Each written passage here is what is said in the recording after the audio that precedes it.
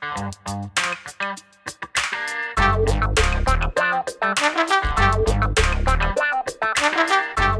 guys, and welcome, and thanks so much for tuning in to this edition of Let's Be Blunt with Montel. And I am so psyched and excited to have a guest on that I'm going to have on today. I'm going to bring him in a little bit later, but in just a minute. But I wanted to say a little bit before he gets here, and it's because a lot of us know quite a bit about cannabis, and there are a lot of us who are enthusiasts, but some don't understand cannabis' role in sports and cannabis's role in especially contact sports. Though several football players have been now, coming out and extolling the virtues of the fact that they try to use some form of cannabis before games and during games and even after games, whether it be edible or not, just because they recognize and favor the neuroprotective properties of cannabis and some of the cannabinoids, and also the fact that it makes them, a little bit more creative. I think a lot of us can reach back and remember, to the years when snowboarding was first introduced into the Olympic sports.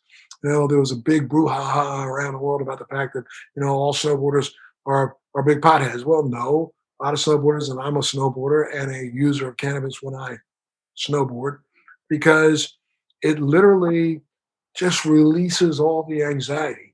And I'm able to really do things on my board when have more cannabis in me than when I don't, because I think rather than freaking out over the fact that I'm going down the hill so fast and there are people zooming by and this or that, it just kind of just calms me down, and it's like, USA.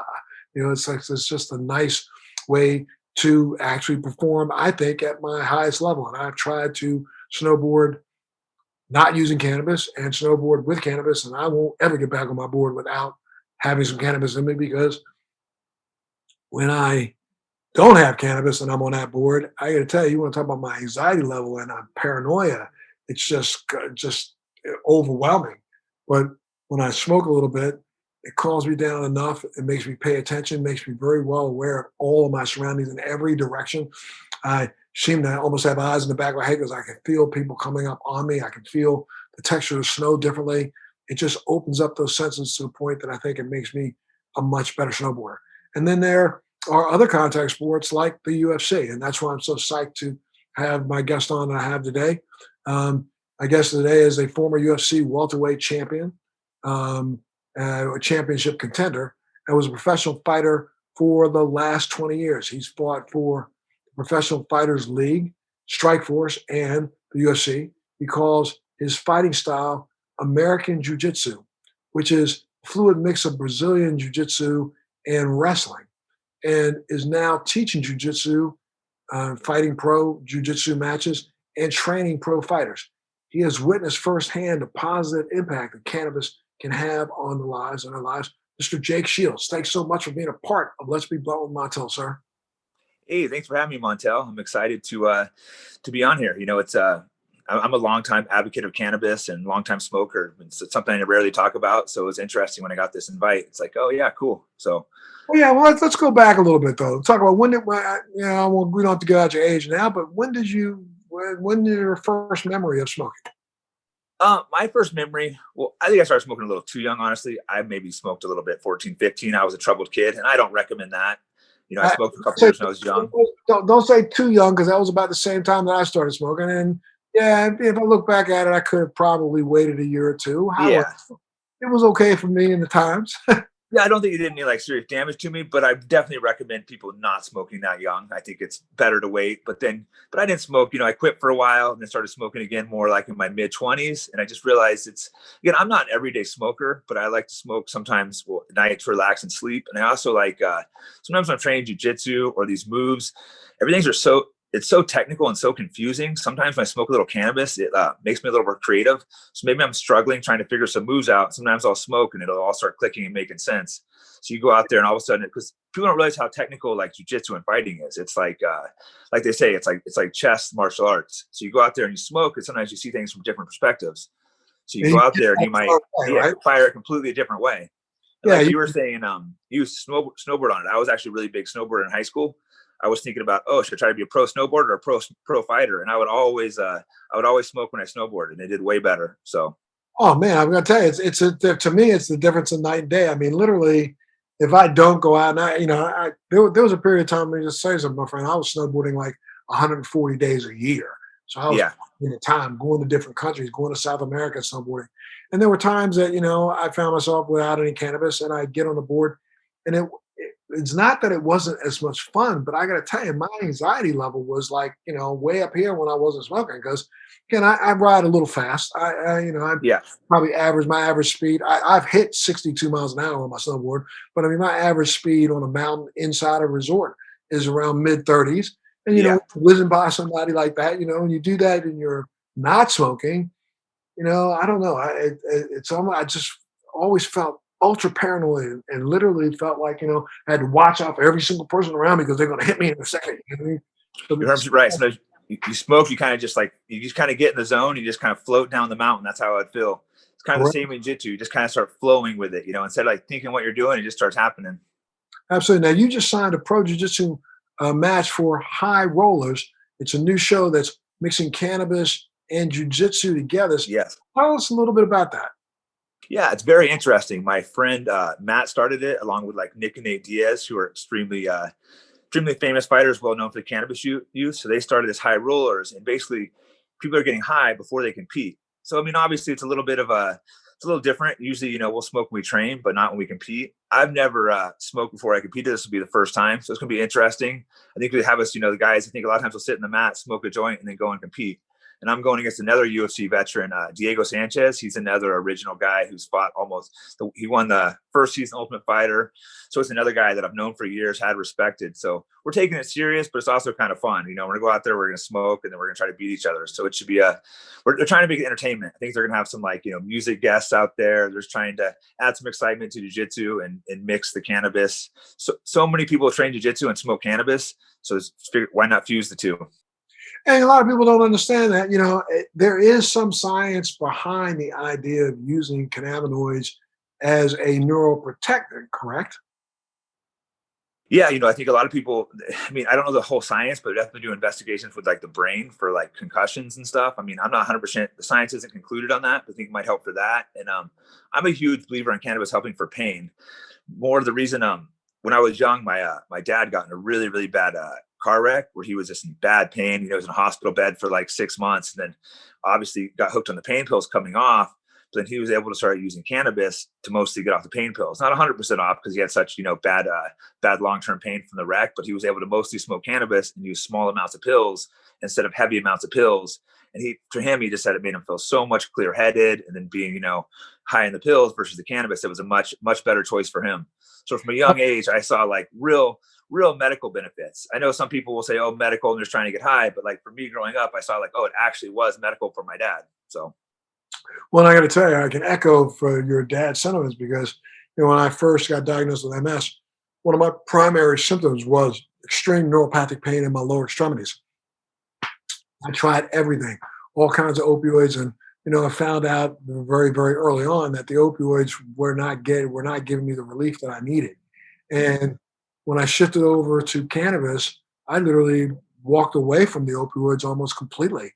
yeah, Though I exactly. used them on those extreme nights, but I didn't get the same. I got an entirely different sense of relief from cannabis than I got from opioids, and I've stuck with it. And that's been, one of the things that I think has been the driving force behind my use, now for 20 years. But now we know that there is science out there that has proven that cannabinoids do have an anti-inflammatory effect, and they do have a neuroprotectant effect. And so I think for contact sports, this may be, not a panacea, but it could be something that's really just good to have in your arsenal or your quiver. Yeah, no, I 100% think there's 100% medical benefits, and you got to be careful the other way too. I'm not like one of those advocates that says it never can be harmful. I think there's some people that can smoke all the time and can make them a little lazy. I think each person that does it needs to be very careful what it's doing to them and watch that. But overall, I think the benefits outweigh the negatives.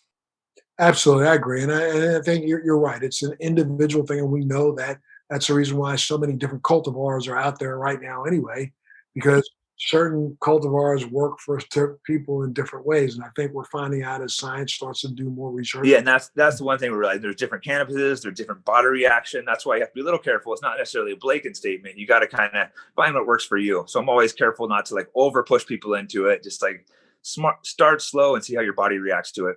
Absolutely, and should be the moniker for cannabis. Period. Always start slow, and then gradually add to it. Now, what's been a position on cannabis in fighting and in mixed martial arts, and over the last few.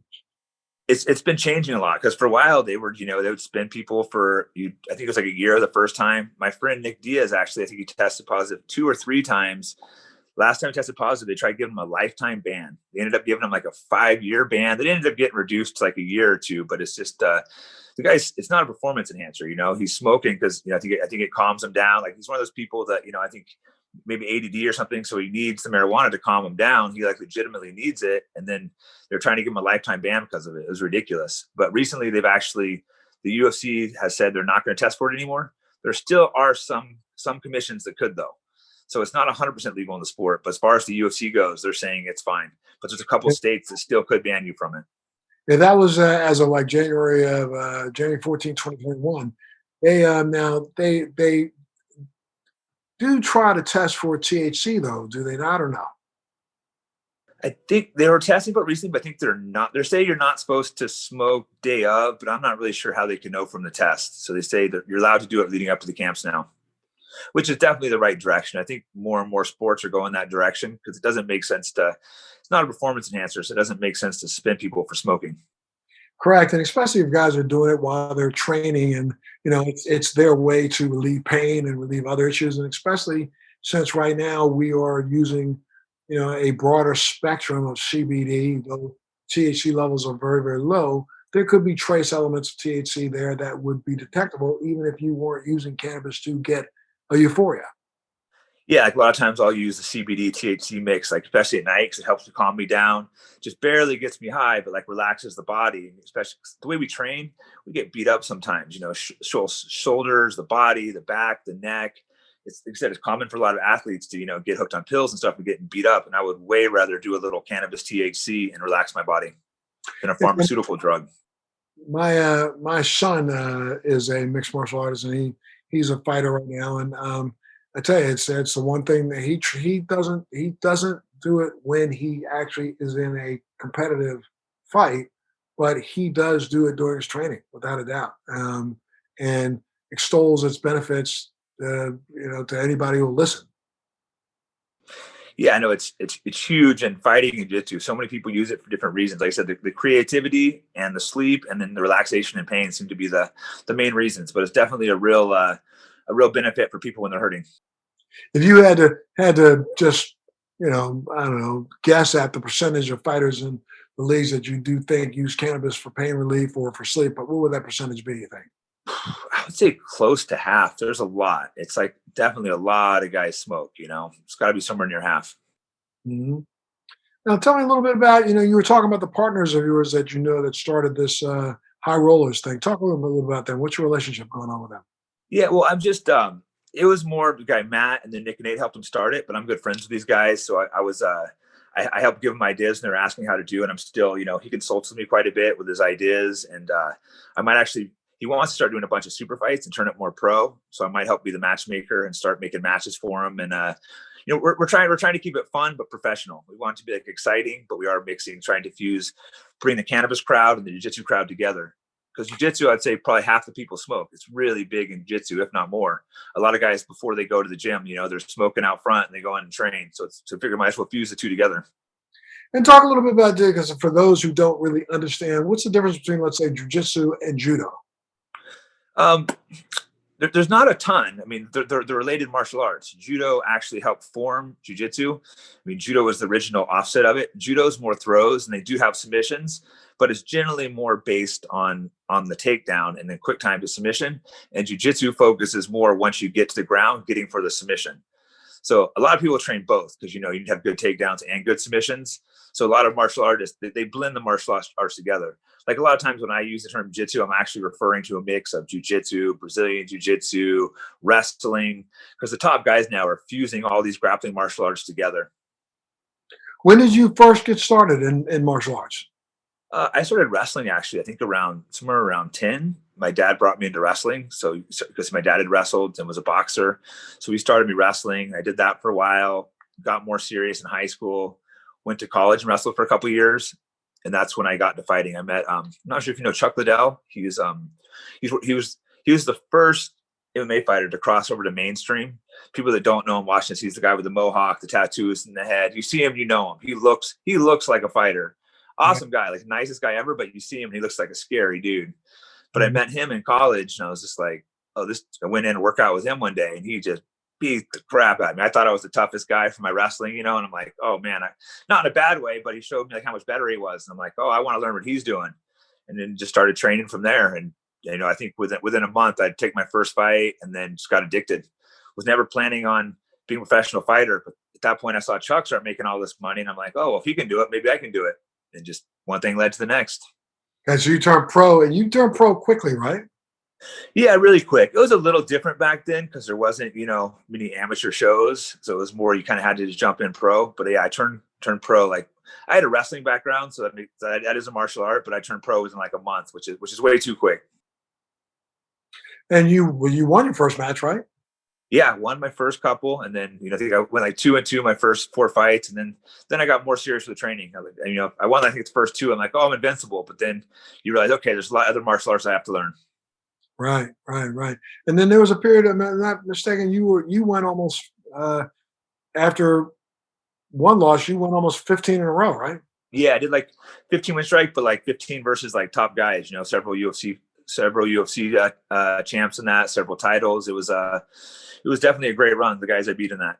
It was it's tough to go 5-6 years in a row in the sport undefeated. So I definitely had a good run. Gotcha.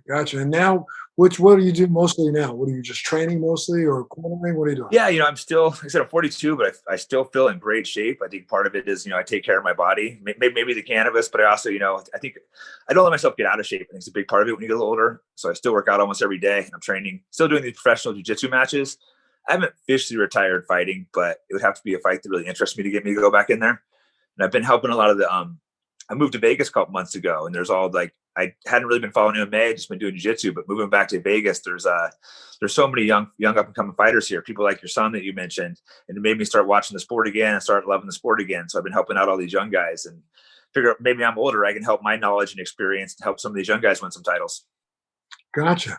Now let's go back for a second to talk a little bit about, you told me that you started first using cannabis when you were about 15, 16 years old, but now you have also funded and gotten involved in some cannabis companies, have you not? Yeah, I actually helped. I was the first investor and helped found actually a really big company right now. It's called Bloom Farms, mostly in California. We do CBD too, which I think is nationwide, but the cannabis is just in California. But we're one of the top 10 companies out there.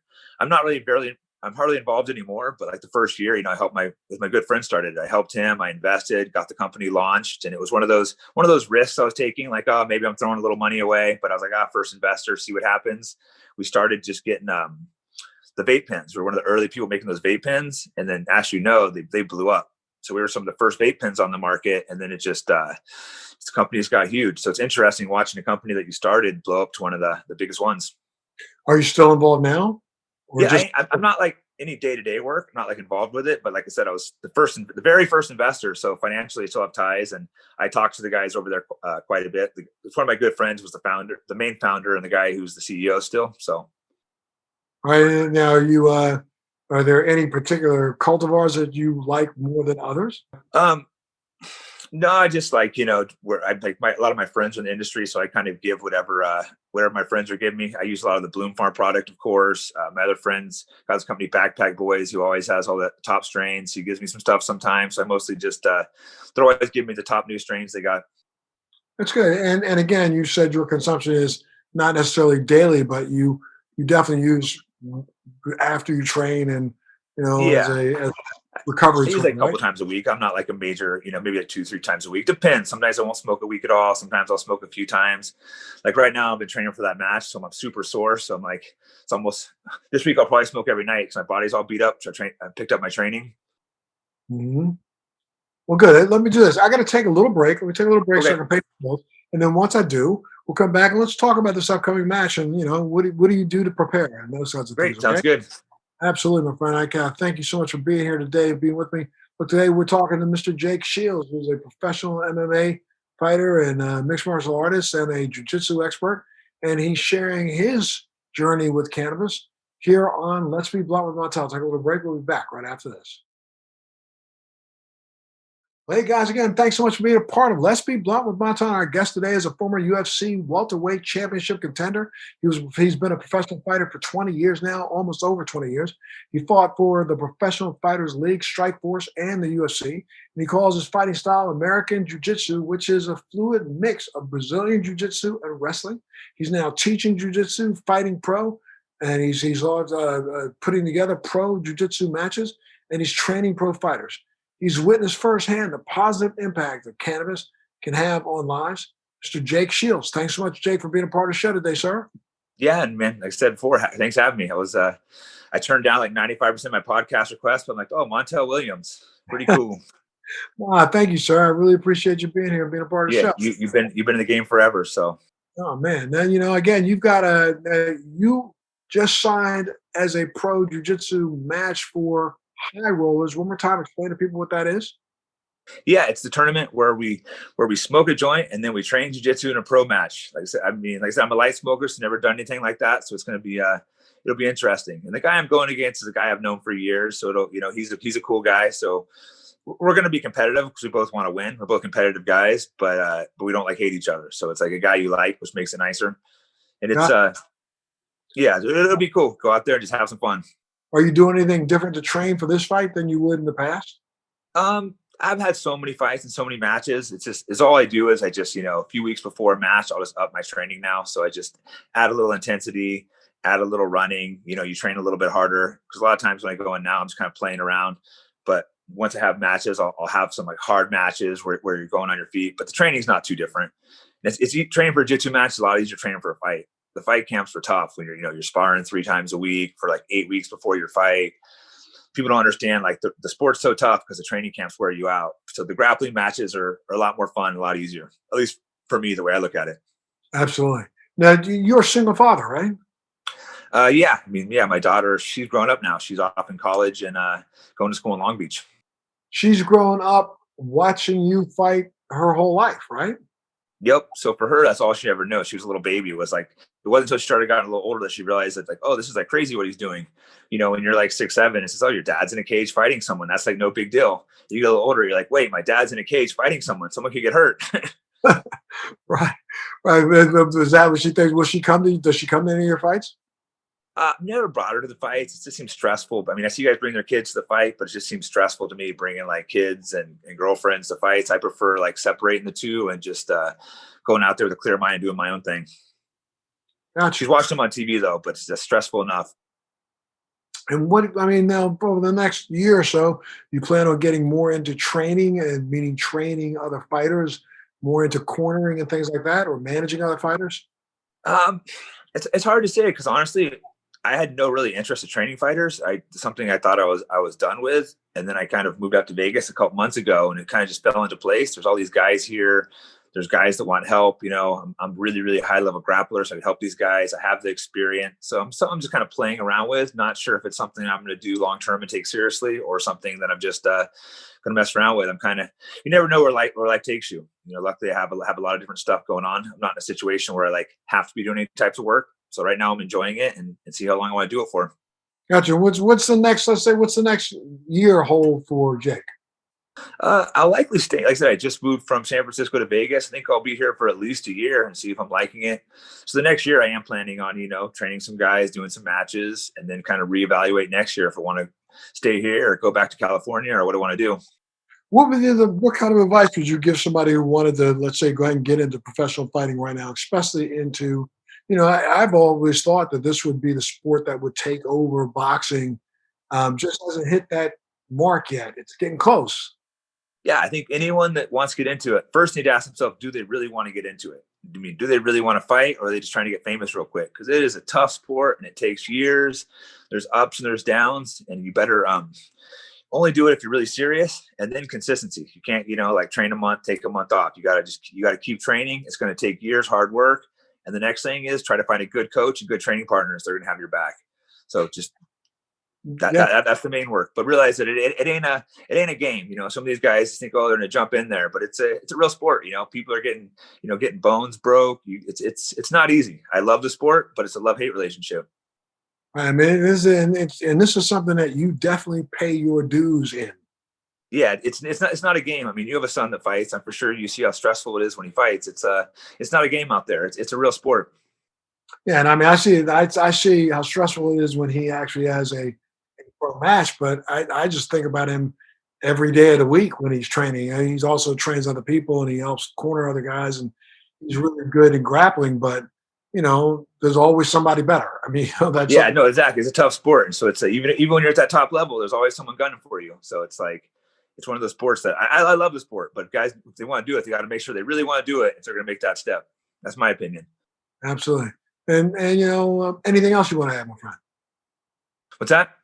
Is anything else you want to add? Not really. Just Cool.